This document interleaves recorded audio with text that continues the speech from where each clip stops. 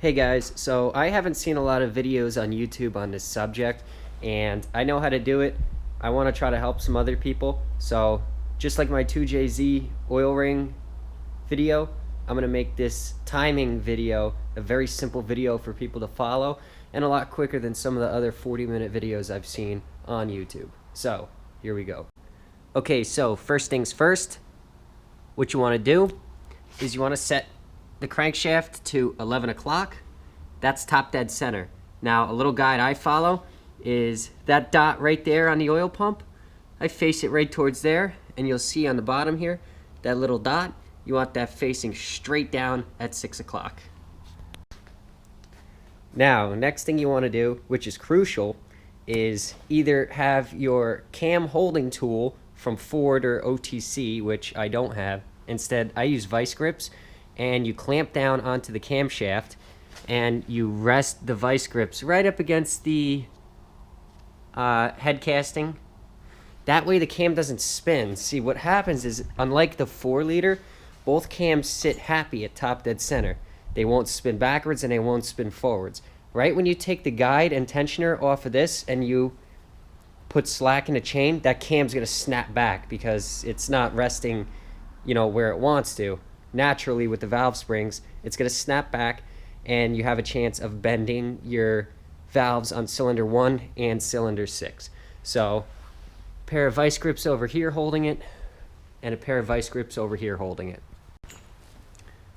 Okay, so next thing you want to do, you want to undo these two bolts, these two bolts, these two, and these two.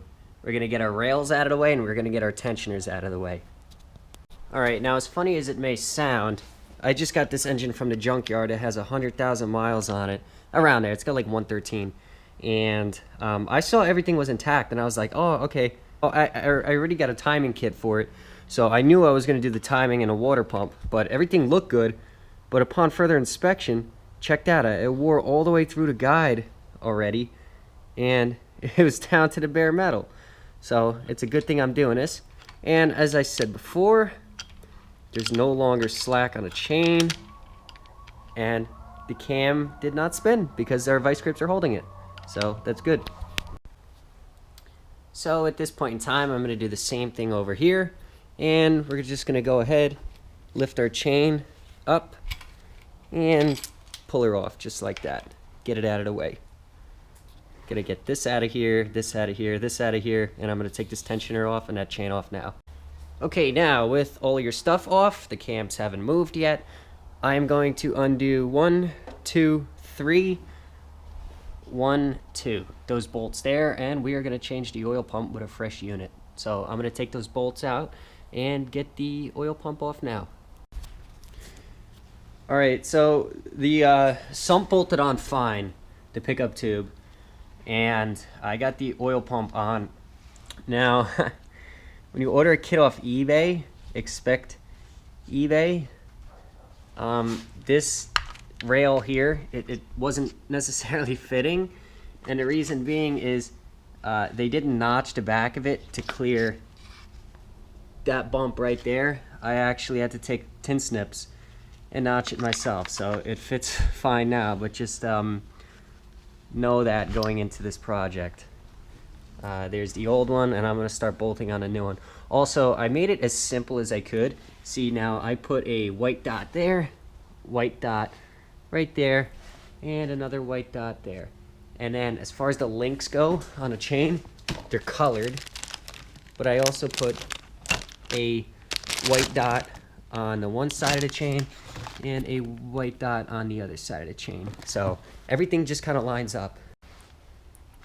Okay, now the oil pump bolts get torqued to 89 inch-pounds, and so do the guides. And one thing I want to show you guys real quick, see if I could find that other bolt.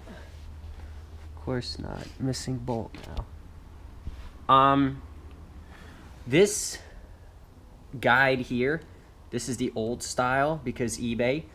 And if you get the new revised one from Ford, the bushing is twice as long. So you'll need to order a longer $4 bolt from Ford, or you could scavenge one in a bucket. I know some people have like a bucket of bolts laying around. But I didn't have to. I was able to reuse mine because it has the old style bushing, which is nice.